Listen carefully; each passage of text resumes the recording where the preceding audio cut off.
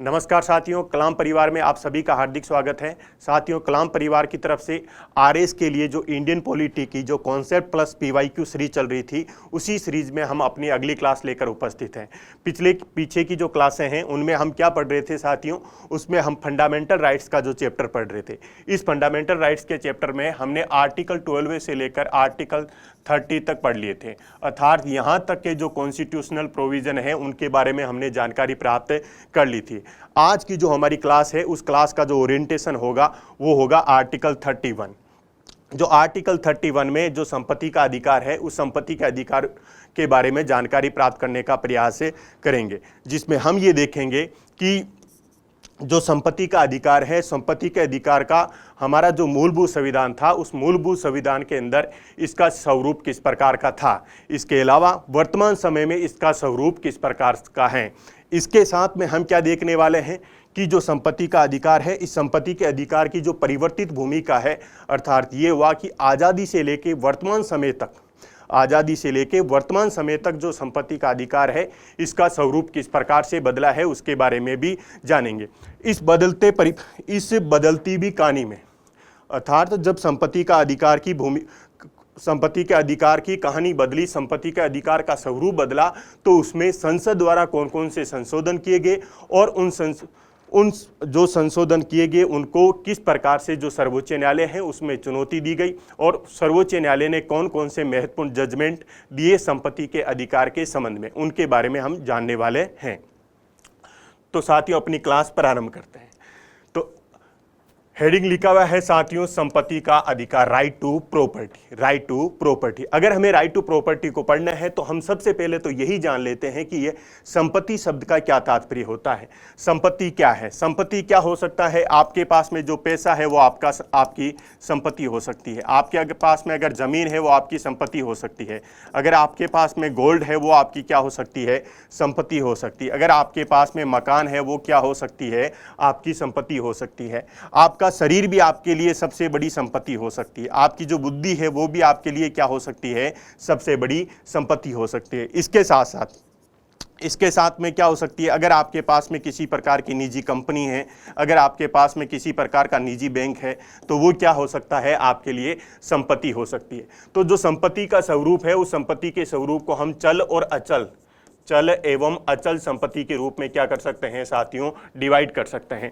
चल संपत्तियां वो होती है जिसके अंदर क्या होता है? मूवमेंट होता है, जैसे पैसा हो गया, गोल्ड हो गया, तो वो चल संपत्तियों में आ जाएगा। इसके अलावा जो अचल संपत्तियां हैं उसके अंदर क्या हो जाएगा? जो आपका मकान है, जो आपकी जमीन है, वो किसके अंदर आ जाएगी? अचल संपत्ति के अंदर आ जाएगी। तो ये तो हुआ संपत्ति। और संपत्ति की सबसे बड़ी विशेषता ये होती है कि अगर संपत्ति को किसी के अंदर इन्वेस्टमेंट किया जाता है, संपत्ति को क्या किया जाता है? इन्वेस्टमेंट किया जाता है, तो ये क्या प्रदान करती है? हमें रिटर्न प्रोवाइड करती है, हमें लाभांश प्रोवाइड करती है। अब देखो, उसके बाद में हम ये देखते हैं कि जो संपत्ति है, इस संपत्ति पर विभिन्न लोगों का क्या दृष्टिकोण है, विभिन्न विचारधाराओं का क्या दृष्टिकोण है। दृष्टिकोण का तात्पर्य होता है देखने का नजरिया। जिस प्रकार से हो सकता है कि मेरे बारे में आप सभी लोगों का अलग अलग दृष्टिकोण हो सकता है कि आप कलाम कोचिंग के बारे में भी आप सभी लोगों का अलग अलग दृष्टिकोण हो सकता है। उसी प्रकार से जो संपत्ति का अधिकार है या जो संपत्ति है, उस संपत्ति को देखने में भी सभी लोगों का अलग अलग दृष्टिकोण हो सकता है। हम ये जानते हैं कि वो अलग अलग दृष्टिकोण कौन कौन से हो सकते हैं। सबसे पहले अगर हम बात करें, जो उदारवादी विचारधारा है, वो उदारवादी विचारधारा संपत्ति के बारे में किस प्रकार का दृष्टिकोण रखती है। उदारवादी विचारधारा ये मानती है कि जो संपत्ति है, उस संपत्ति का मालिक कौन है? व्यक्ति है। संपत्ति का मालिक कौन है? व्यक्ति है। और जो संपत्ति है, वो संपत्ति क्या दर्शाती है? व्यक्ति के व्यक्तित्व का विस्तार को बताती है। व्यक्ति के व्यक्तित्व के विस्तार को बताती है। अर्थात अगर आपको किसी के व्यक्तित्व को देखना है तो आप क्या करो, उसके पास में जो संपत्ति है उस संपत्ति को देख लो, तो आप उसके व्यक्तित्व को समझ जाओगे। अगर आपको अंबानी के व्यक्तित्व को समझना है, आपको अडानी के व्यक्तित्व को समझना है, आपको रतन टाटा के व्यक्तित्व को समझना है, तो आप क्या करो, उनके पास में जो संपत्ति है उसको देख लो, तो आप क्या जान जाओगे? उनके व्यक्तित्व को जान जाओगे। ऐसा कौन मानते हैं? जो उदारवादी हैं वो मानते हैं। इसके अलावा उदारवादी ये मानते हैं कि अगर किसी भी व्यक्ति के पास में व्यक्ति के पास में संपत्ति है तो वो संपत्ति क्या है, उसकी क्षमताओं का परिणाम है। वो संपत्ति क्या है, उसकी योग्यताओं का परिणाम है। अगर देश के अंदर जो भी अमीर लोग हैं उनके पास में संपत्ति इतनी क्यों है, वो इसलिए है क्योंकि वो व्यक्ति क्या है, योग्य है, वो व्यक्ति क्या है, क्षमतावान है। ऐसा कौन मानते हैं? ऐसा मानते हैं साथियों उदारवादी। उसी प्रकार से अगर हम बात करें कि मार्क्सवादियों का संपत्ति के बारे में किस प्रकार का दृष्टिकोण है, जो मार्क्सवादी पर्सपेक्टिव के जो लोग होते हैं वो संपत्ति के अधिकार को किस प्रकार से देखते हैं। मार्क्सवादी ये लोग मानते हैं संपत्ति क्या है, शोषण का परिणाम है। संपत्ति क्या है साथियों, शोषण का परिणाम है। ये मानते हैं अगर किसी के पास में बहुत ज़्यादा संपत्ति है तो इसका तात्पर्य ये हुआ कि उन लोगों ने जरूर क्या किया होगा, किसानों का, मजदूरों का, समाज के कमजोर वर्गों का क्या किया होगा, शोषण किया होगा। तो मार्क्सवादियों के अनुसार यदि अंबानी के पास, अडानी के पास, टाटा के पास इतनी संपत्ति है, इतनी संपत्ति क्यों है? क्योंकि उन्होंने जरूर क्या किया होगा, मजदूरों का शोषण किया होगा, समाज के कमजोर वर्गों का शोषण किया होगा। ऐसा किनका मानना है? मार्क्सवादियों का मानना है। उसके बाद में अगर हम बात करें समाजवादी, अगर उसके बाद में करें जो समाजवादी लोग होते हैं, समाजवादी क्या मानते हैं? समाजवादी ये मानते हैं कि जो संपत्ति है उस संपत्ति का मालिक कौन है? वो संपत्ति का मालिक है समुदाय, उस संपत्ति का मालिक है कम्युनिटी। जबकि उदारवादियों के अनुसार संपत्ति का मालिक कौन था साथियों? व्यक्ति था। और समाजवादियों के अनुसार जो संपत्ति है उसका मालिक कौन है? उसका मालिक है समुदाय। और ये जो संपत्ति है, इस संपत्ति का उद्देश्य क्या होना चाहिए? इस संपत्ति का उद्देश्य होना चाहिए समुदाय की भलाई करना। प्रॉपर्टी की सहायता से व्यक्ति को क्या करना चाहिए, समुदाय को क्या करना चाहिए? जो कॉमन गुड है या समुदाय की भलाई को सुनिश्चित करने का प्रयास करना चाहिए। उसी प्रकार से अगर हम गांधी जी की बात करें या गांधीवाद की बात करें कि गांधीवाद का संपत्ति के बारे में किस प्रकार का दृष्टिकोण है, तो गांधी जी क्या मानते थे कि अगर किसी व्यक्ति के पास में जो संपत्ति है उस संपत्ति का मालिक कौन है? उस संपत्ति का मालिक है ईश्वर। संपत्ति का मालिक कौन है? ईश्वर है। हम तो केवल उसके क्या है, ट्रस्टी मात्र है। हम तो केवल उसके ट्रस्टी मात्र है। अर्थात अगर किसी व्यक्ति के पास बहुत ज़्यादा संपत्ति है तो वो संपत्ति है किसकी? वो ईश्वर की है। हम केवल उसके रखवाले हैं, उसका संचालन कर रहे हैं। तो व्यक्ति को क्या करना चाहिए? अपनी आवश्यकता की जितनी संपत्ति है उतना तो प्रयोग कर लेना चाहिए और बाकी संपत्ति को क्या कर देना चाहिए साथियों? समुदाय की भलाई के लिए संपत्ति को दान कर देना चाहिए, या उस संपत्ति को क्या किसके लिए प्रयोग में कर लेना चाहिए? सर्वोदय के लिए प्रयोग में कर लेना चाहिए। ऐसा किनका मानना था? संपत्ति के बारे में गांधी जी का मानना था। अब देखो साथियों, अब हम ये देखेंगे तो ये तो हमने समझा संपत्ति पर जो दृष्टिकोण है, उदारवादियों का दृष्टिकोण किस प्रकार का है, मार्क्सवादियों का दृष्टिकोण किस प्रकार का है, समाजवादियों का दृष्टिकोण और गांधी जी का दृष्टिकोण। ये दृष्टिकोण हमारे लिए इसलिए जानना जरूरी हो जाता है क्योंकि जब हम अभी इसी चैप्टर के अंदर हम जब देखेंगे कि संपत्ति के अधिकार के संबंध में विवाद क्यों उत्पन्न हुए, तो ये विवाद उत्पन्न होते हैं इन्हीं विचारधाराओं के संघर्ष के कारण। इसीलिए हमें इस पर्सपेक्टिव को जानना जरूरी हो जाता है। उसके बाद में है साथियों संपत्ति के अधिकार की परिवर्तित भूमिका। इसमें हम ये जानने का प्रयास करेंगे कि जो हमारा मूलभूत संविधान था, उस मूलभूत संविधान में जो संपत्ति का अधिकार था वो किस प्रकार का अधिकार था? एक फंडामेंटल राइट्स के रूप में था, एक मौलिक अधिकार के रूप में था। लेकिन अगर वर्तमान समय की बात करें तो वर्तमान समय में ये संपत्ति का अधिकार किस प्रकार का अधिकार बन गया है? एक लीगल राइट बन गया है, एक विधिक अधिकार बन गया है।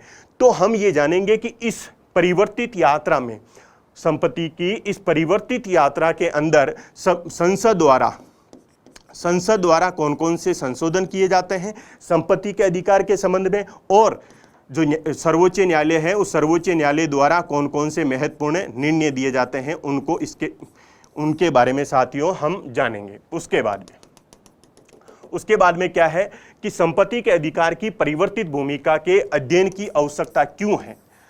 जब संपत्ति का अधिकार मौलिक अधिकार नहीं रहा, अपितु किस प्रकार का अधिकार बन गया? विधिक अधिकार बन गया। उसके बावजूद भी हमें इनको फंडामेंटल राइट्स के चैप्टर में संपत्ति के अधिकार को पढ़ने की आवश्यकता क्यों है? इसके अध्ययन की आवश्यकता क्यों है? इसके अध्ययन की आवश्यकता इसलिए है साथियों क्योंकि ये संपत्ति का अधिकार न केवल आर्टिकल 31 के रूप में इंपॉर्टेंट है, अपितु अपितु क्या है साथियों, जब हम फंडामेंटल राइट्स का चैप्टर और जो डीपीएसपी इसके बीच में जो विवाद पढ़ते हैं वहाँ पे भी इसकी महत्वपूर्ण भूमिका होती है। इसके अलावा जब हम संविधान संशोधन का चैप्टर पढ़ते हैं तो संविधान संशोधन के चैप्टर में भी संपत्ति के अधिकार के जो प्रोविज़न हैं उनको हमें क्या करना पड़ता है, यूज करना पड़ता है।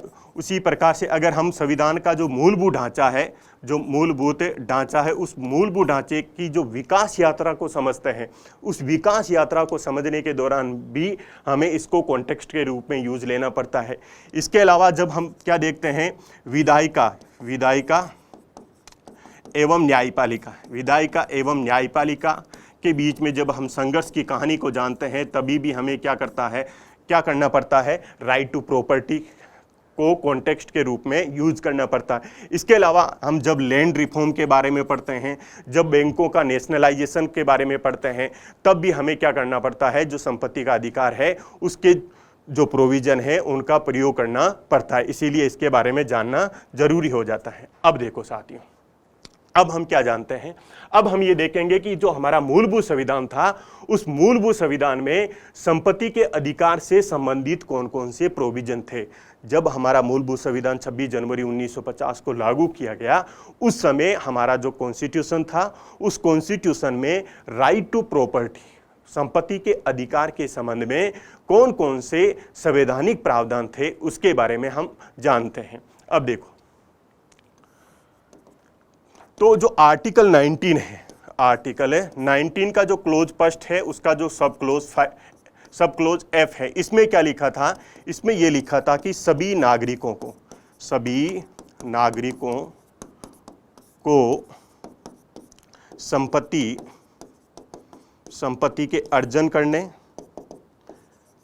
के अर्जन करने और विक्रय करने की क्या होगी साथियों, स्वतंत्रता होगी या उनका अधिकार होगा। आर्टिकल जो 19 है उसमें क्या लिखा था कि सभी नागरिकों को क्या होगा, संपत्ति को अर्जन करने का और संपत्ति को विक्रय करने का अधिकार होगा। इसका तात्पर्य ये हुआ कि नागरिक क्या कर सकते हैं, मकान खरीद सकते हैं, मकान बेच सकते हैं। नागरिक क्या कर सकते हैं, जमीन खरीद सकते हैं, जमीन बेच सकते हैं। नागरिक क्या कर सकते हैं साथियों, कोई भी निजी कंपनी खरीद सकते हैं और निजी कंपनी को बेच सकते हैं। ऐसा प्रोविजन कहाँ पे था, आर्टिकल 19 में था।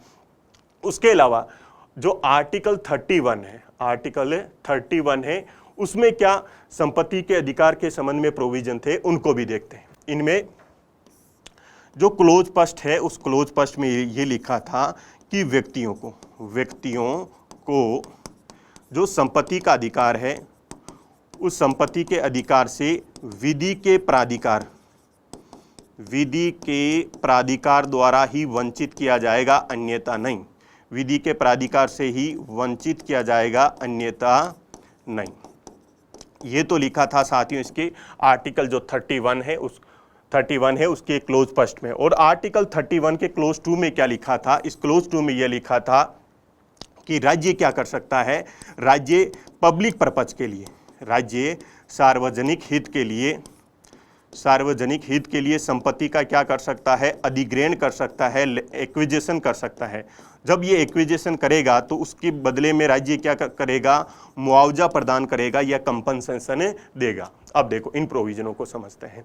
आर्टिकल जो 31 है उस 31 के क्लोज फर्स्ट में ये लिखा है कि व्यक्तियों को संपत्ति के अधिकार से विधि के प्राधिकार द्वारा ही वंचित किया जाएगा, अन्यथा नहीं। अर्थात व्यक्तियों के पास में जो संपत्ति है उस संपत्ति को विधि के द्वारा ही उनसे उस संपत्ति को छीना जा सकता है। क्यों विधि के द्वारा ही क्यों छीना जा सकता है, देश में किस प्रकार का शासन है, देश में विधि का शासन है। कोई व्यक्ति अपनी मनमर्जी से या अपनी स्वेच्छाकारी शक्ति का प्रयोग करते हुए किसी भी व्यक्ति को संपत्ति के अधिकार से वंचित नहीं कर सकता है। ये तो बोल रहा है क्लोज फर्स्ट। उसके बाद में क्लोज 2 क्या बोल रहा है कि जब उनको संपत्ति के अधिकार से वंचित किया जाएगा, विधि के प्राधिकार के द्वारा उनसे संपत्ति ली जाएगी, तो संपत्ति लेने का पर्पज क्या होगा, उद्देश्य क्या होगा, वो उद्देश्य होगा पब्लिक इंटरेस्ट।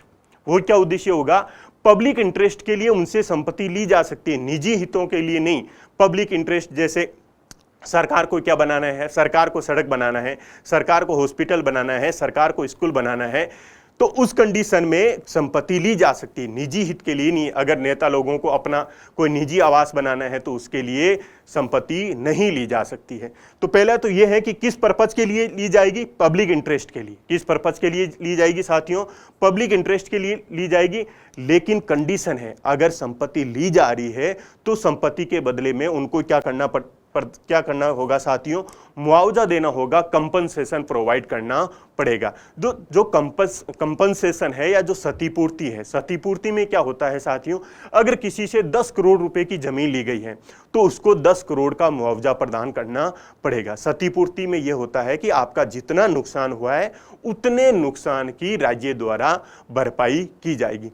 तो ये जो प्रोविजन थे, ये प्रोविजन क्या थे साथियों, हमारा जो मूलभूत संविधान था उसमें संपत्ति के अधिकार से संबंधित ये प्रोविजन इंक्लूड किए गए थे। कौन कौन से, आर्टिकल 19 और आर्टिकल 31 में।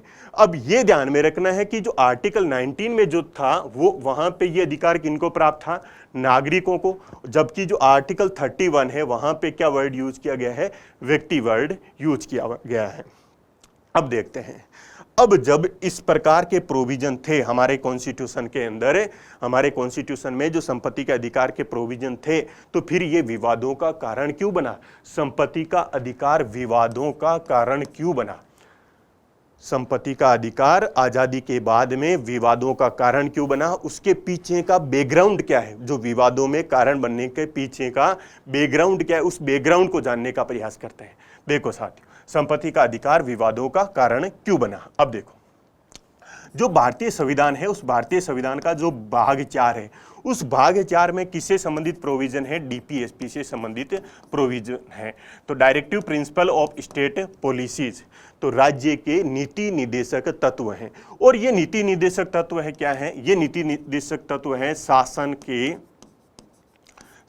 के मूलभूत तत्व, शासन के मूलभूत तत्व है, फंडामेंटल एलिमेंट्स ऑफ गवर्नेंस।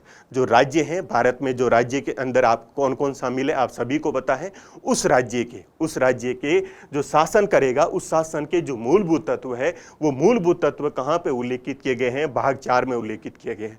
अब राज्य क्या करेगा, इन शासन के मूलभूत तत्वों को क्रियान्वित करने के लिए क्या बनाएगा, विधि बनाएगा। क्या बनाएगा, विधि बनाएगा, और विधि बनाकर इनको क्या करेगा, क्रियान्वित करने का प्रयास करेगा, इंप्लीमेंटेशन करने का प्रयास करेगा। अब इन्हीं जो डीपीएसपी का चैप्टर है, इसी डीपीएसपी के चैप्टर में 2 जो आर्टिकल है वो बेहद महत्वपूर्ण है, जिनको हम यहाँ पे यूज करने वाले हैं। वो कौन कौन से आर्टिकल हैं, वो है आर्टिकल 39 का क्लोज बी और आर्टिकल 39 का क्लोज सी।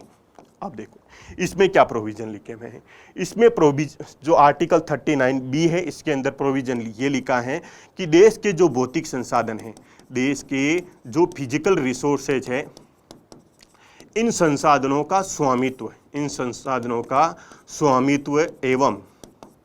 स्वामित्व एवं नियंत्रण इस प्रकार से सुनिश्चित किया जाएगा ताकि क्या किया जा सके, समुदाय की भलाई या सामूहिक हित, ताकि क्या समुदाय की भलाई की जा सके या सामूहिक हित की पूर्ति की जा सके या कॉमन गुड किया जा सके। क्या लिखा है बी के अंदर, इस बी वाले क्लोज में लिखा है कि जो देश के अंदर जो फिजिकल रिसोर्सेज हैं, उन फिजिकल रिसोर्सेज का ओनरशिप और कंट्रोल इस प्रकार से सुनिश्चित किया जाएगा ताकि राज्य क्या कर सके, कॉमन गुड की प्राप्ति कर सके, सामुदायिक भलाई को सुनिश्चित कर सके, सामूहिक भलाई को सुनिश्चित कर सके।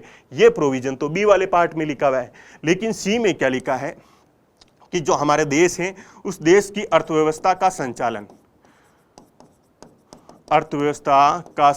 ऑपरेटिंग द इकोनॉमी, अर्थव्यवस्था का संचालन इस प्रकार से किया जाएगा कि जो धन यानी देश के अंदर जो मनी है और उत्पादन के साधन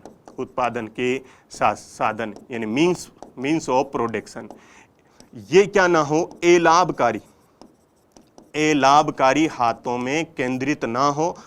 इस प्रकार लाभकारी हाथों में केंद्रित नहीं हो, इसका तात्पर्य ये हुआ इनका क्या किया जाएगा, विकेंद्रीकरण किया जाएगा। इनका क्या किया जाएगा, विकेंद्रीकरण किया जाएगा। सेंट्रलाइजेशन की बजाय जो उत्पादन के साधन है और जो धन है उनका क्या किया जाएगा, डिसेंट्रलाइजेशन किया जाएगा। ये लिखा हुआ है क्लोज सी में। अब देखो, अब हम अगर इन जो प्रोविज़न है इन प्रोविज़नों को देखते हैं तो जो ये भाग 4 के अंदर जो डीपीएसपी के अंदर जो संपत्ति के अधिकार से के संबंध में जो प्रोविज़न लिखे हुए हैं वो प्रोविज़न क्या बोल रहे हैं कि ये प्रोविज़न तो ये बोल रहा है कि हम देश के अंदर जो फिजिकल रिसोर्सेज हैं उन फिजिकल रिसोर्सेज की सहायता से क्या करेंगे, सामूहिक हित की पूर्ति करने का प्रयास करेंगे, कॉमन गुड को फुलफिल करने का प्रयास करेंगे। जो सी वाला प्रोविजन है वो सी वाला प्रोविजन ये बोल रहा है कि जो धन है, जो उत्पादन के साधन है, उनका क्या नहीं होना चाहिए, सेकेंद्रण नहीं होना चाहिए, अपितु अब उनका क्या होना चाहिए, विकेंद्रीकरण होना चाहिए। अर्थात देश के अंदर जो संसाधन है वो सभी लोगों के बीच में क्या होना चाहिए, बटे हुए होना चाहिए, कुछ ही लोगों के हाथों में केंद्रित नहीं होना चाहिए। अभी अभी मैंने जो संपत्ति का अधिकार बताया और उस संपत्ति के अधिकार के बारे में जो मैंने पर्सपेक्टिव बताया, तो मैंने कहा कि समाजवादी लोग क्या मानते हैं कि जो संसाधन है उन संसाधनों पर स्वामित्व किनका होगा, समुदाय का होगा। किनका होगा, समुदाय का होगा। और उस संपत्ति की सहायता से, उस भौतिक संसाधनों की सहायता से क्या की जाएगी, समुदाय की भलाई को सुनिश्चित किया जाएगा। तो ये प्रोविजन क्या बोल रहे हैं कि सामूहिक हित या सामुदायिक भलाई को सुनिश्चित किया जाएगा और संसाधनों का क्या किया जाएगा, विकेंद्रीकरण किया जाएगा। तो ये प्रोविजनों को देखने पर ये लगता है कि ये प्रोविजन किस प्रकार के प्रोविजन है साथियों, हमारे संविधान के अंदर अंतर्निहित, हमारे संविधान में अंतर्निहित समाजवादी प्रावधान है। किस प्रकार के प्रावधान है, समाजवादी प्रावधान है। जबकि इधर वाले जो अभी हमने मूलभूत संविधान में जो संपत्ति के अधिकार के संबंध में जो प्रोविजन देखे, अगर इनको देखते हैं तो ये किस प्रकार के प्रोविजन है, ये प्रोविजन है साथियों उदारवादी प्रोविजन। किस प्रकार के प्रोविजन है, उदारवादी। क्योंकि यहाँ पे क्या माना जा रहा है, व्यक्ति, संपत्ति के अधिकार में किसको महत्वपूर्ण माना जा रहा है, व्यक्ति को महत्वपूर्ण माना जा रहा है। यहाँ पे संपत्ति के अधिकार में किसको महत्वपूर्ण माना जा रहा है, नागरिक को महत्वपूर्ण माना जा रहा है। जबकि यहाँ पे किसको महत्वपूर्ण माना जा रहा है, यहाँ पे समुदाय की भलाई को महत्वपूर्ण माना जा रहा है, अधिकार में समुदाय को महत्वपूर्ण माना जा रहा है। तो यहाँ पे ये जो विवादों का कारण है, वो विवादों का कारण होने के पीछे का कारण है साथियों उदारवादी विचारधारा और समाजवादी विचारधारा के बीच में संघर्ष। उदारवादी विचारधारा एवं समाजवादी विचारधारा के बीच में संघर्ष। हमारे अगर संविधान को देखा जाए, हमारे संविधान को देखा जाए तो हमारा जो संविधान है साथियों वो केवल अनुच्छेदों का दस्तावेज मात्र नहीं है। हमारे संविधानों में क्या है, विभिन्न प्रकार की विचारधाराओं का प्रतिनिधित्व करता है हमारा संविधान। ऐसा इसलिए है क्योंकि हमारा जो संविधान बनाया गया, किसके द्वारा बनाया गया साथियों, संविधान सभा, जिसको किन्होंने चुना था, भारत की जनता ने। इस संविधान सभा में क्या थे, विभिन्न विचारधाराओं, इस संविधान सभा में विभिन्न विचारधाराओं को प्रतिनिधित्व सुनिश्चित करने वाले लोगों की उपस्थिति थी। कुछ लोग ऐसे थे जो किस विचारधारा को आगे लेके चल रहे थे, उदारवादी। जो उदारवादी विचारधारा के लोग थे वो ये मानते थे कि संपत्ति का अधिकार क्या होना चाहिए, संपत्ति का अधिकार क्या होना चाहिए, वो व्यक्ति का अधिकार होना चाहिए। वो किसका अधिकार होना चाहिए, नागरिकों का अधिकार होना चाहिए। और राज्य को क्या नहीं करना चाहिए, लोगों से संपत्ति छीनने का प्रयास नहीं करना चाहिए। लेकिन अगर हमारे देश में जो समाजवादी लोग थे, हमारी जो संविधान सभा थी उसके अंदर जो समाजवादी विचारधारा को प्रतिनिधित्व करने वाले जो लोग थे, उनका मानना था कि संपत्ति पर किसका नियंत्रण होना चाहिए, समुदाय का नियंत्रण होना चाहिए। और इस संपत्ति की सहायता से हमें क्या करना चाहिए, सामूहिक हित, इस संपत्ति की सहायता से हमें क्या करना है, सामूहिक हित की पूर्ति करना है। ऐसा इसलिए, तो फिर इन विरोधाभासी प्रोविजनों को हमारे कॉन्स्टिट्यूशन में क्यों जोड़ा गया। एक तरफ उदारवादी प्रोविजन थे, एक तरफ क्या थे साथियों, समाजवादी प्रोविजन थे। ऐसा इसलिए जोड़ा गया क्योंकि हमारी जो संविधान सभा है, उस संविधान सभा द्वारा जो जितने भी निर्णय लिए गए वो किस आधार पर लिए गए, समायोजन के आधार पर। वो निर्णय किस आधार पर लिए गए, सर्वसहमति के आधार पर लिए गए। इसीलिए हमारे जो संविधान के निर्माता थे उन्होंने ये महसूस किया कि दोनों प्रकार के प्रोविजनों को इंक्लूड कर लेते हैं। आगे की जो परिवर्तित भूमिकाएं होगी या जो परिवर्तित परिवेश होगा, उसके अकॉर्डिंग ये जो संपत्ति का अधिकार है ये अपने स्वरूप को क्या कर लेगा, अपने स्वरूप में क्या कर लेगा साथियों, बदलाव कर लेगा। अर्थात हमारी जो संसद है वो समय की आवश्यकता को देखते हुए इसके अंदर क्या कर सकती है, संशोधन कर सकती है, इसमें चेंजेज कर सकती है। अब हम ये देखेंगे कि फिर हमारी संसद के द्वारा जो संपत्ति का अधिकार है, उस संपत्ति के अधिकार को सीमित करने का किस प्रकार से प्रयास किया गया, या संपत्ति के अधिकार में बदलाव के लिए किस प्रकार के प्रोविजन किए गए।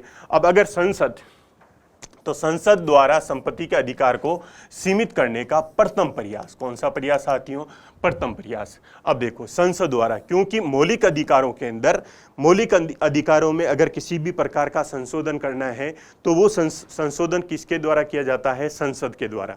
तो संसद क्या कर सकती है, मौलिक अधिकारों में चेंजेस करने के लिए क्या कर सकती है साथियों, संविधान संशोधन कर सकती है। तो संविधान संशोधन, तो कौन सा संविधान संशोधन किया जाता है, तो संसद द्वारा किया जाता है फर्स्ट कॉन्स्टिट्यूशन अमेंडमेंट 1951।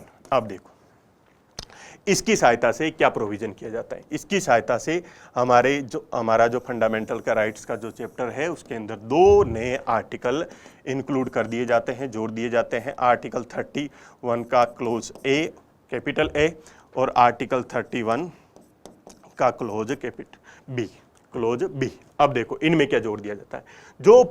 जो प्रथम संविधान संशोधन हुआ था, इसी प्रथम संविधान संशोधन की सहायता से हमारे देश का जो संविधान है उस संविधान में 9वीं अनुसूची जोड़ी गई।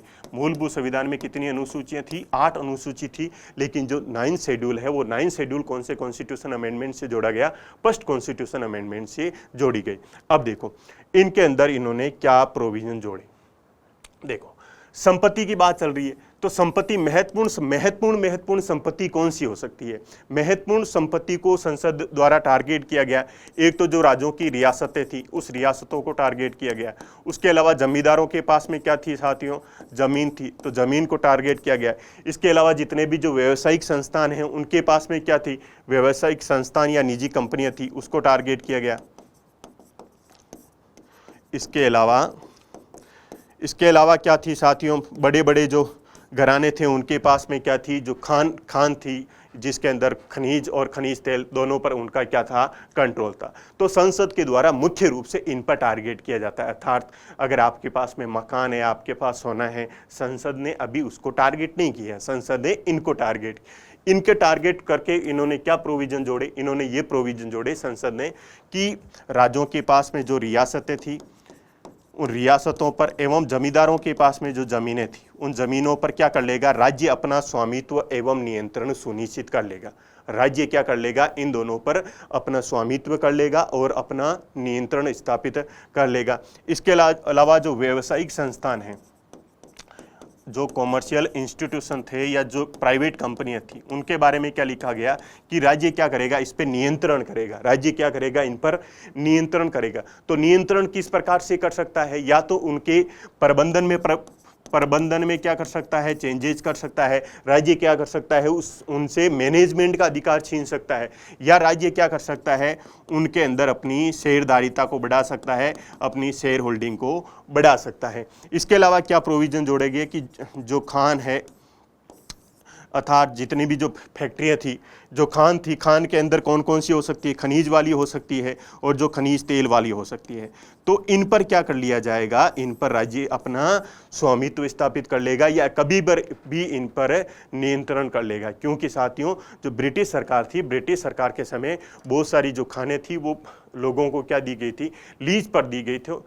तो राज्य ने ये बोला या संसद ने ये बोला कि कभी भी वो लीज पर जो दी गई थी उनको क्या किया जा सकता है, वापस लिया जा सकता है। तो ये तो प्रोविजन जोड़ा गया आर्टिकल 31 के क्लोज ए के अंदर।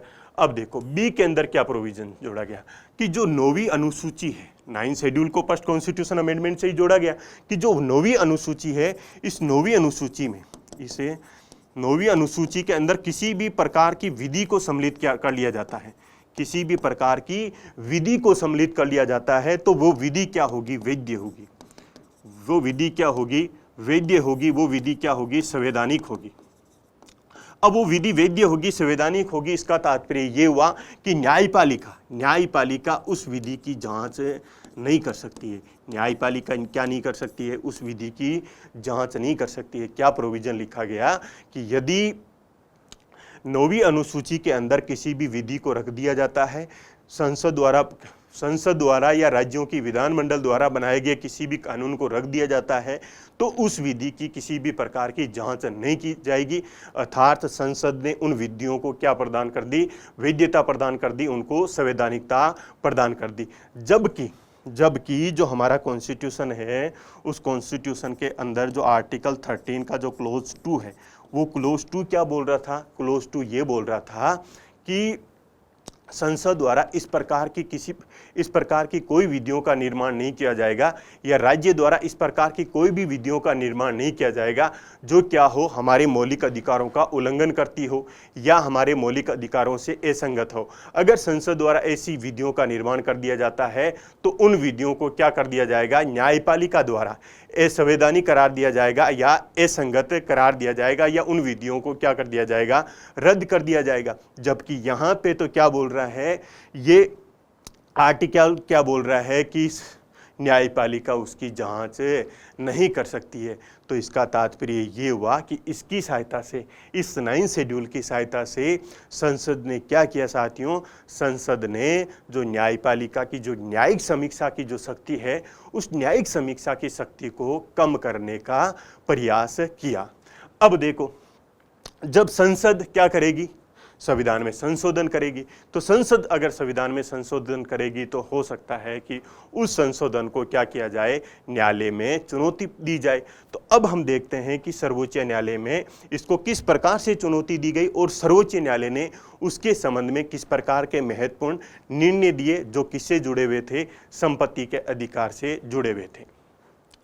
तो संपत्ति के अधिकार के संबंध में सुप्रीम कोर्ट ने कौन कौन से जजमेंट दिए, कौन से निर्णय दिए, उनके बारे में जान लेते हैं। सबसे पहले जो सुप्रीम कोर्ट के सामने वाद आता है वो आता है साथियों संपत्ति के अधिकार के संबंध में शंकरी प्रसाद का वाद।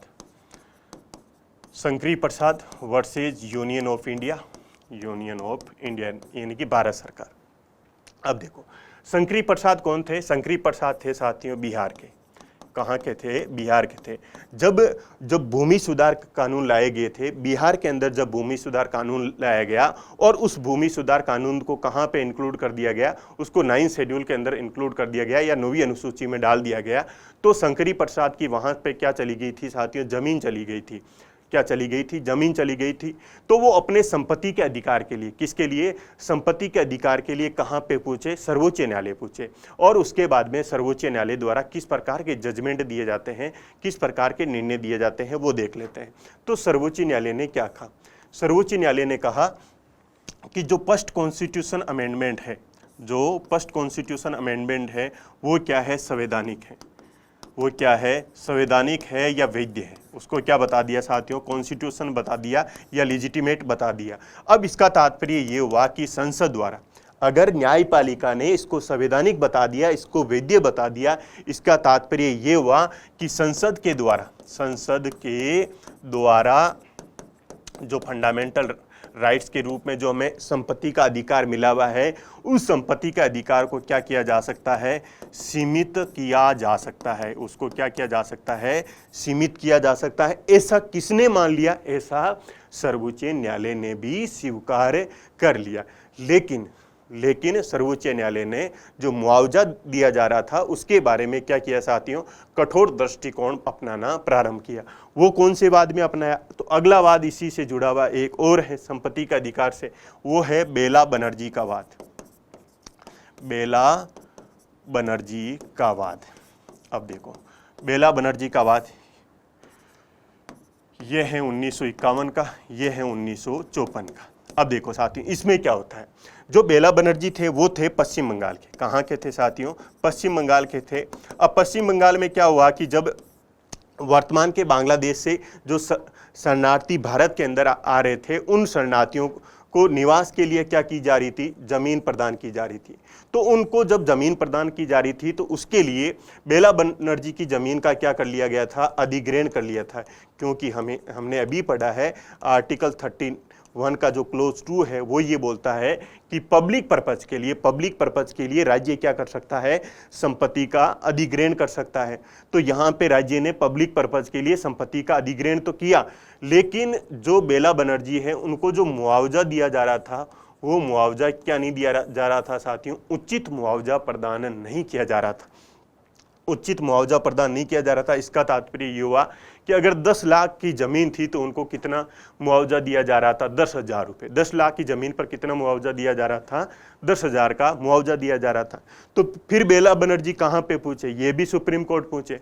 तो सुप्रीम कोर्ट ने फिर इसके संदर्भ में क्या निर्णय दिया, तो सुप्रीम कोर्ट ने ये निर्णय दिया कि जो संपत्ति का अधिग्रहण किया जाता है और संपत्ति के अधिग्रहण के बाद में जो मुआवजा प्रदान किया जाता है, वो मुआवजा क्या होना चाहिए, वो तार्किक, उचित एवं तार्किक होना चाहिए, उचित एवं तार्किक होना चाहिए। वो क्या नहीं होना चाहिए, वो मनमाना नहीं होना चाहिए, वो मनमाना नहीं होना चाहिए एवं स्वेच्छाकारी नहीं होना चाहिए। अर्थात ये हुआ कि अगर 10 लाख की ज़मीन है तो 9.5 लाख रुपए तक तो उनको देना ही है। ऐसा नहीं है कि 10 लाख की ज़मीन है और राज्य क्या करे, उनको 10,000 रुपये दे दे या 10 रुपये दे दे, ऐसा नहीं कर सकता है। अर्थात राज्य मुआवजा प्रदान करने के अंदर उचित मुआवजा दिया जाएगा या तार्किक मुआवजा दिया जाएगा या तार्किक उनकी क्षतिपूर्ति की जाएगी। जब बेला बनर्जी का वाद ये आया तो उसके बाद में संसद भी कहाँ चुप बैठने वाला था, तो संसद ने क्या कर दिया साथियों, एक नया और संविधान संशोधन कर दिया। तो ये संविधान संशोधन कौन सा था, ये था 4th कॉन्स्टिट्यूशन अमेंडमेंट। ये कौन सा कॉन्स्टिट्यूशन अमेंडमेंट था संसद द्वारा किया गया इस वाद के बाद में, वो था 4th कॉन्स्टिट्यूशन अमेंडमेंट। और उसमें संसद ने ये बोला, संसद ने क्या बोला कि जो मुआवजा है वो मुआवजा किसके द्वारा निर्धारित किया जाएगा, वो राज्य के द्वारा निर्धारित किया जाएगा। न्यायपालिका मुआवजे का निर्धारण नहीं करेगी। किसके द्वारा किया जाएगा, ये मुआवजा स्टेट के द्वारा डिसाइड किया जाएगा। न्यायपालिका मुआवजे के संदर्भ में किसी भी प्रकार का इंटरवेंशन नहीं करेगी, किसी भी प्रकार का हस्तक्षेप नहीं करेगी। तो ये इसमें हमने क्या देखा कि शंकरी प्रसाद वाद में क्या बोला, उसके बाद में बेला बनर्जी वाद में क्या बोला, और बेला बनर्जी वाद के बाद में कौन सा कॉन्स्टिट्यूशन अमेंडमेंट हुआ, 4th कॉन्स्टिट्यूशन अमेंडमेंट किया गया। अब देखो साथियों, उसके बाद में इंदिरा गांधी सरकार द्वारा संपत्ति के अधिकार पर किस प्रकार से हमला किया जाता है, या इंदिरा गांधी सरकार के द्वारा संपत्ति के अधिकार को किस प्रकार से सीमित करने का प्रयास किया जाता है।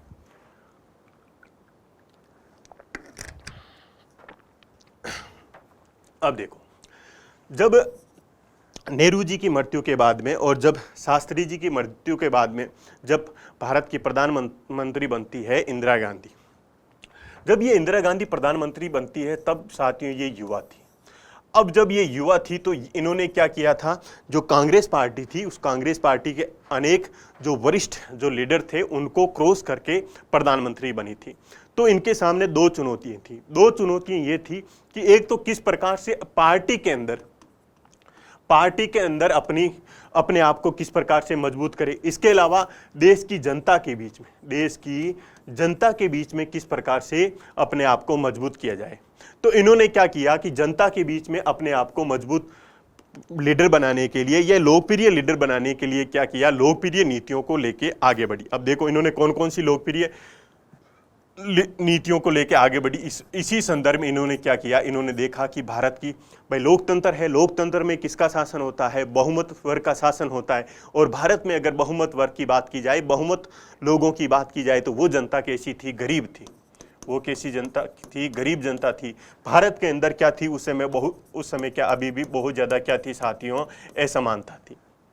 इस कंडीशन में इंदिरा गांधी ने क्या किया साथियों, इंदिरा गांधी ने ये किया कि गरीबी हटाओ, क्या किया, गरीबी हटाओ का नारा लेके आगे बढ़ी। और इसके साथ में इन्होंने क्या किया, जो समाजवादी ब्रांड है, उस समाजवादी ब्रांड को लेके आगे बढ़ती है साथियों, समाजवादी ब्रांड को आगे लेके बढ़ती है। इसी संदर्भ में क्या अनेक प्रकार के संविधान संशोधन किए जाते हैं, या इंदिरा गांधी सरकार द्वारा अनेक प्रकार के क्या किए जाते हैं, नीतियां बनाई जाती है। कौन कौन सी नीतियां बनाई जाती है, कौन कौन से संविधान संशोधन किए जाते हैं।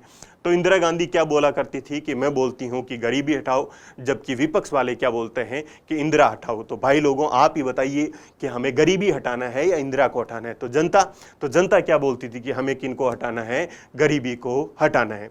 तो इसी संदर्भ में इंदिरा गांधी सरकार द्वारा कौन कौन से संविधान संशोधन किए जाते हैं या कौन कौन सी नीतियां लाई जाती हैं। तो इंदिरा गांधी द्वारा क्या कर दिया गया साथियों, जो पृथ्वी पट्स है उस पृथ्वी पट्स के कॉन्सेप्ट को खत्म कर दिया गया। इसके तहत क्या किया जाता था, जो राजा महाराजा हैं उन राजा महाराजाओं को क्या दी जा रही थी, जो पेंशन दी जा रही थी उस पेंशन को क्या कर दिया गया, समाप्त कर दिया गया। इंदिरा गांधी ने यह आर्ग्यूमेंट दिया कि जो जनता का पैसा है वो जनता का पैसा किसी विशेष वर्ग के पास में नहीं जाना चाहिए, अपितु उस पैसे का प्रयोग है वो किसके लिए किया जाना चाहिए, जो गरीब लोग हैं उनके उत्थान के लिए किया जाना चाहिए। इसीलिए जो पृथ्वी पट्स है उसका कॉन्सेप्ट समाप्त कर दिया गया। जो राजा महाराजाओं को जो पेंशन दी जा रही थी इंदिरा गांधी सरकार ने उसको क्या कर दिया साथियों, बंद कर दिया। इसके अलावा बैंकों का क्या कर दिया जाता है, राष्ट्रीयकरण कर दिया जाता है। बैंकों का क्या कर दिया जाता है, नेशनलाइजेशन कर दिया जाता है, बैंकों का राष्ट्रीयकरण कर दिया जाता है। और इसी समय एक 17वां संविधान संशोधन, जो 17वां संविधान संशोधन है वो लाया जाता है और उसकी सहायता से क्या किया जाता है साथियों, जो पंजाब सरकार द्वारा जो भूमि सुधार कानून लाए गए थे उनको कौन सी सूची में डाल दिया जाता है, 9वीं सूची में डाल दिया जाता है। और इसी 17वें जो संविधान संशोधन है उसको जो चुनौती दी जाती है उसको दिया जाता है साथियों गोलकनाथवाद में। कौन से वाद में, गोलकनाथ के वाद में, जिसको हम आगे समझेंगे। अब देखो, ये तो थे जनरल की पृथ्वी पट्स को समाप्त कर दिया, बैंकों का राष्ट्रीयकरण कर दिया, और पंजाब में क्या कर दिया इन्होंने, साथियों इन्होंने पंजाब के अंदर क्या कर दिया, भूमि सुधार कानून लेके आ गए। इसके अलावा जो इंदिरा गांधी सरकार द्वारा संपत्ति के अधिकार को सीमित करने के लिए जो सबसे महत्वपूर्ण संविधान संशोधन था वो था साथियों 25वां संविधान संशोधन 1971। अब 25वें संविधान संशोधन 1971 में किस प्रकार के प्रोविजन किए गए, वो प्रोविजन हम देख लेते हैं।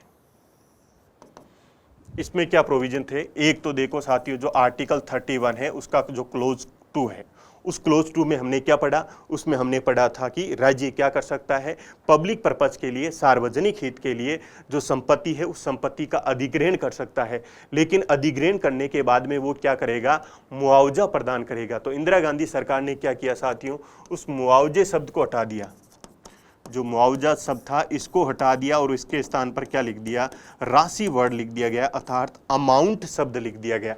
अब अमाउंट क्या होता है कि अगर 10 लाख की जमीन है तो राज्य अमाउंट निर्धारित करेगा। तो 10 लाख की जमीन पे आपको 10 रुपये भी दे सकता है, 10,000 भी दे सकता है, 10 लाख भी दे सकता है, वो राज्य की इच्छा पर डिपेंड करता है।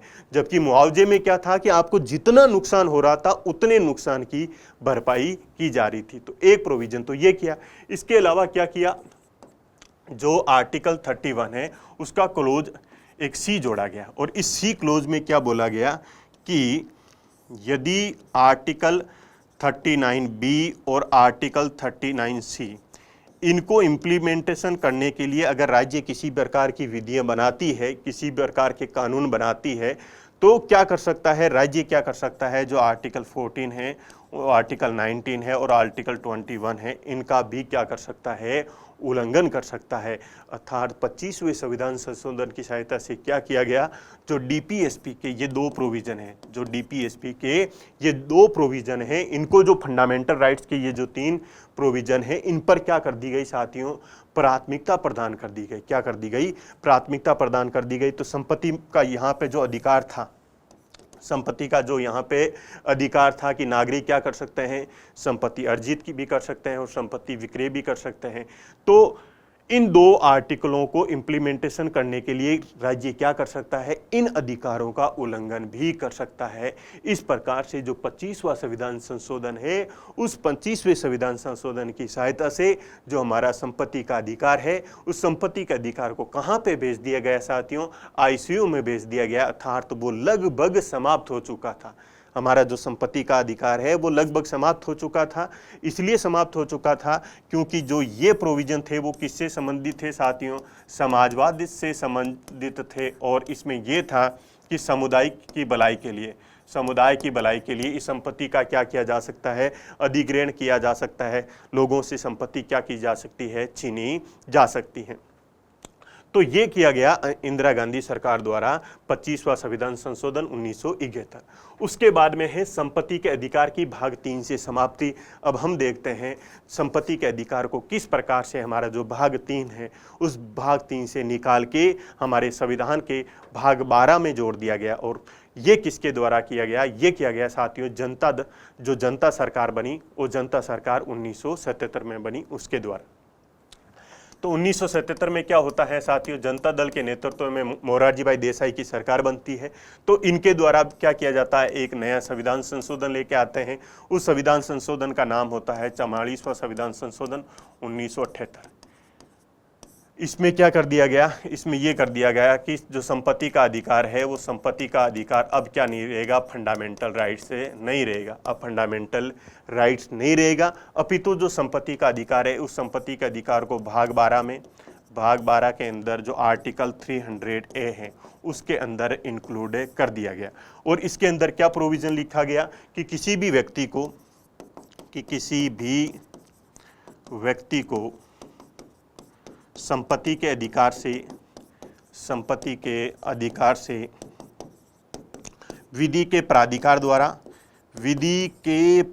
के द्वारा या विधि द्वारा स्थापित प्रक्रिया द्वारा ही वंचित किया जाएगा, अन्यथा नहीं। विधि के प्राधिकार द्वारा ही वंचित किया जाएगा, अन्यथा नहीं। अर्थात अभी हम जो संपत्ति का अधिकार है वो एक विधिक अधिकार है। राज्य क्या कर सकता है? आपका अधिकार छीन सकता है, लेकिन जब आपका अधिकार छीनेगा तो राज्य ही आपको ये बताएगा कि हम इस विधि के इस प्रोविजन के अकॉर्डिंग आपकी संपत्ति को क्या कर रहे हैं? छीन रहे हैं।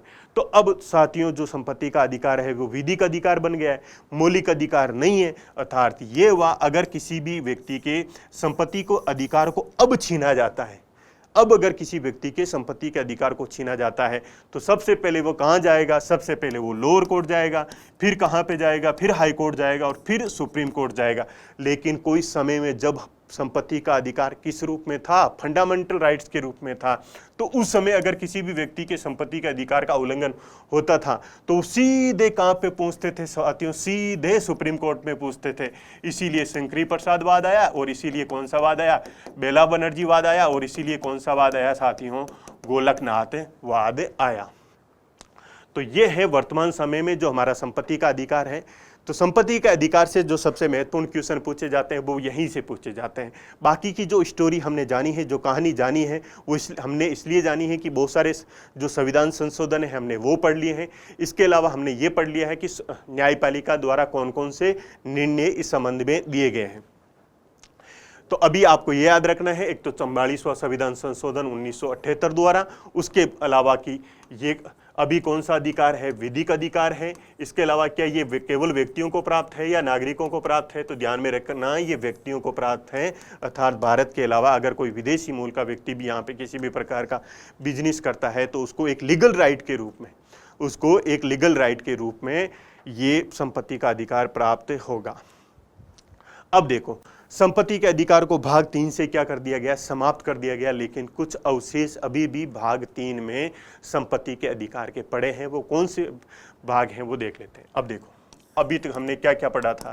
हमने ये पढ़ा था संपत्ति के अधिकार के संबंध में, एक तो आर्टिकल 19 का क्लोज 1, उसका सब क्लोज 5, इसको क्या कर दिया गया? यहाँ से समाप्त कर दिया गया है। इसके अलावा आर्टिकल 31 का क्लोज 1 पढ़ा था, आर्टिकल 31 का क्लोज 2 पढ़ा था, इनको भी क्या कर दिया गया है? यहाँ से समाप्त कर दिया गया है। इसके अलावा जो आर्टिकल 31 का क्लोज ए था, आर्टिकल 31 का क्लोज बी था, और आर्टिकल क्लोज 31 का क्लोज जो सी था, ये अभी भी कौन से चैप्टर में पढ़े हुए हैं साथियों? फंडामेंटल राइट्स के चैप्टर में लिखे हुए हैं। तो ये अवशेष के रूप में है, इनकी कोई इंपोर्टेंस ही नहीं है। तो किसके रूप में रखे हुए हैं? अवशेष के रूप में रखे हैं। तो ये हमने समझा साथियों संपत्ति का अधिकार। इस संपत्ति के अधिकार में हमने क्या क्या समझा साथियों? कि एक तो संपत्ति का अधिकार मूलभूत संविधान में जो संपत्ति का अधिकार है, मूलभूत संविधान में संपत्ति का अधिकार किस प्रकार का था? फंडामेंटल राइट्स के रूप में था। लेकिन वर्तमान समय में ये किसके रूप में प्राप्त है? एक लीगल राइट्स के रूप में प्राप्त है, जो भाग 12 के अंदर आर्टिकल 300A के अंदर लिखा हुआ है।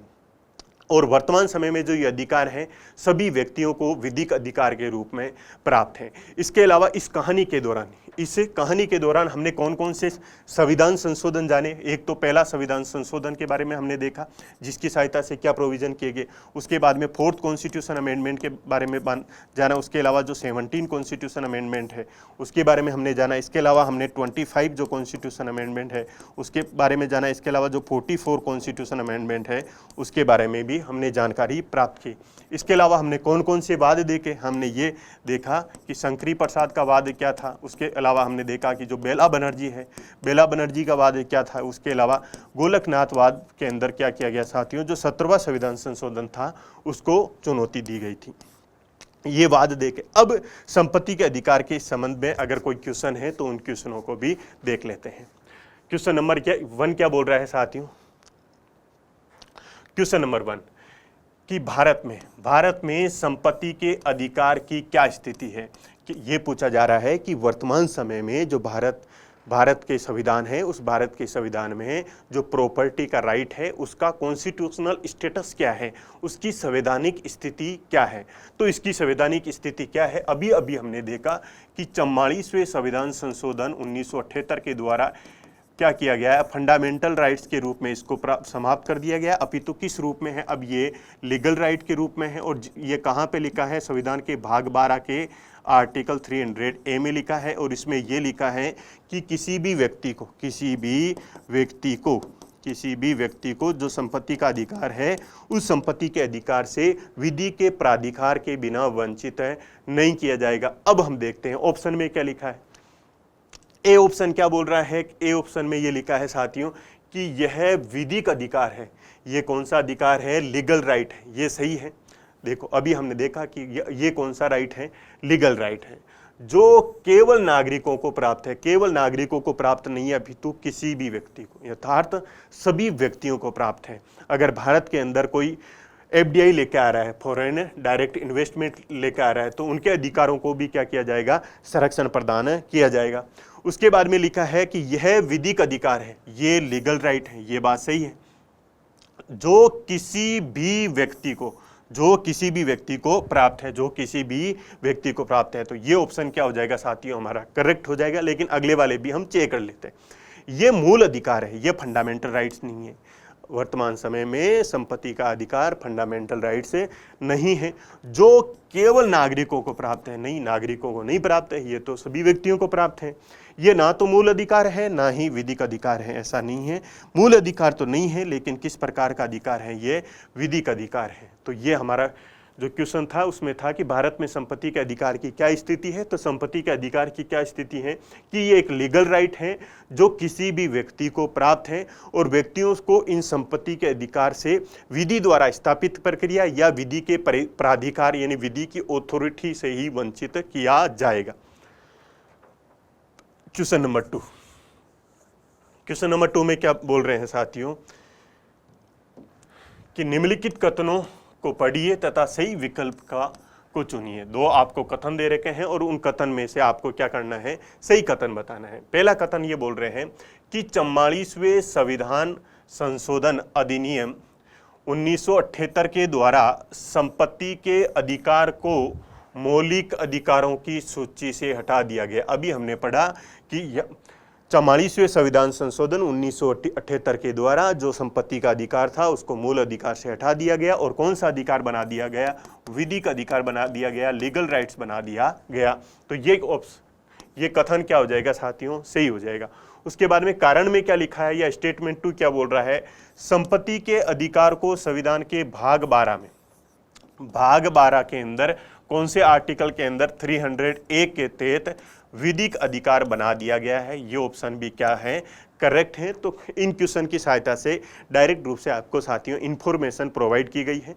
तो दोनों स्टेटमेंट क्या हो जाएंगे, सही हो जाएंगे। तो कथन 1 व कथन 2 दोनों ही क्या है, सही है। तो ये हमने इसमें क्या आंसर हो जाएगा साथियों, सी आंसर करेक्ट हो जाएगा। तो आज की क्लास में हमने समझा साथियों संपत्ति के अधिकार के बारे में। वर्तमान समय में संपत्ति का अधिकार मौलिक अधिकार नहीं है, एक विधिक अधिकार है। लेकिन मैंने क्लास के शुरू में ही आपको बताया कि फिर भी हमें इसको पढ़ने की आवश्यकता क्यों है। तो आप सभी को बहुत बहुत धन्यवाद साथियों।